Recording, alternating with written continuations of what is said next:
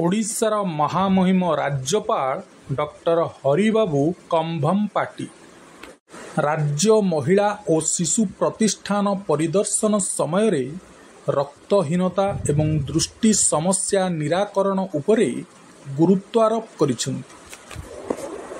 ଚଳିତ ଜୁନ୍ 10 ତାରିଖ ଦିନ ଭୁବନେଶ୍ୱରସ୍ଥିତ ରାଜ୍ୟ ମହିଳା ଏବଂ ଶିଶୁ ପ୍ରତିଷ୍ଠାନ ପରିଦର୍ଶନ ସମୟରେ ବୃଦ୍ଧି ପାଉଥିବା ରକ୍ତହୀନତା ଓ ଦୃଷ୍ଟି ସମସ୍ୟା ଚିନ୍ତାଜନକ ବୋଲି ରାଜ୍ୟପାଳ କହିବା ସହିତ ଏହାର ନିରାକରଣ ଉପରେ ଆଲୋକପାତ କରିଥିଲେ। ନିୟମିତ ପରୀକ୍ଷା ଏବଂ ପୁଷ୍ଟିକର ଖାଦ୍ୟର ଆବଶ୍ୟକତା ଉପରେ ରାଜ୍ୟପାଳ ଗୁରୁତ୍ୱାରୋପ କରି ହିମୋଗ୍ଲୋବିନ୍ ସ୍ତରକୁ ଉନ୍ନତ କରିବାରେ ସାହାଯ୍ୟ କରିବା ପାଇଁ ଦୈନନ୍ଦିନ ଖାଦ୍ୟରେ ଗାଜର, ବିଟ୍, ଜୁସ୍, ଚିକି ଭଳି ଖାଦ୍ୟ ସାମଗ୍ରୀ ସାମିଲ କରିବାକୁ ପରାମର୍ଶ ଦେଇଥିଲେ।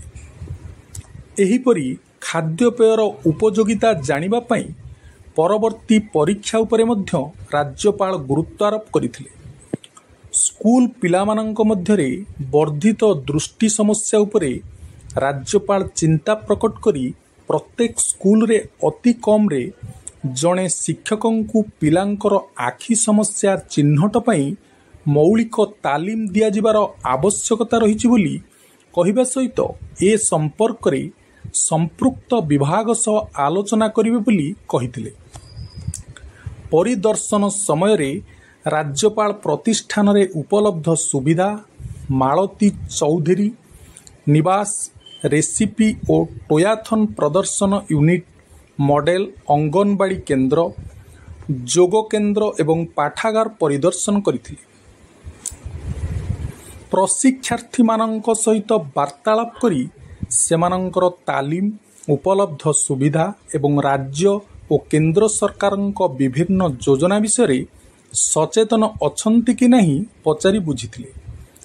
ରାଜ୍ୟ ଓ କେନ୍ଦ୍ର ସରକାରଙ୍କ ଦ୍ୱାରା ପ୍ରବର୍ତ୍ତିତ ସମସ୍ତ ଯୋଜନାଗୁଡ଼ିକ ତାଲିକାଭୁକ୍ତ କରି ଏବଂ ପୁସ୍ତିକା ପ୍ରସ୍ତୁତ କରି ପ୍ରତିଷ୍ଠାନର ପ୍ରଶିକ୍ଷାର୍ଥୀମାନଙ୍କୁ ବଣ୍ଟନ କରିବାକୁ କର୍ମକର୍ତ୍ତାମାନଙ୍କୁ ରାଜ୍ୟପାଳ ପରାମର୍ଶ ଦେଇଥିଲେ।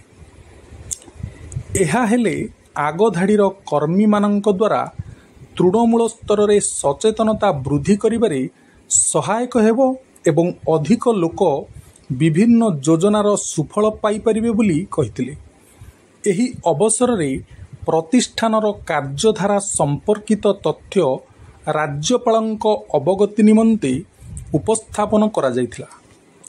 ମହିଳା ଓ ଶିଶୁ ବିକାଶ ବିଭାଗର ପ୍ରମୁଖ ଶାସନ ସଚିବ ସୁଭାଷ ଶର୍ମା ଏବଂ ଅନ୍ୟ ବରିଷ୍ଠ ଅଧିକାରୀ ରାଜ୍ୟପାଳଙ୍କ ଗସ୍ତ ସମୟରେ ଉପସ୍ଥିତ ଥିଲେ।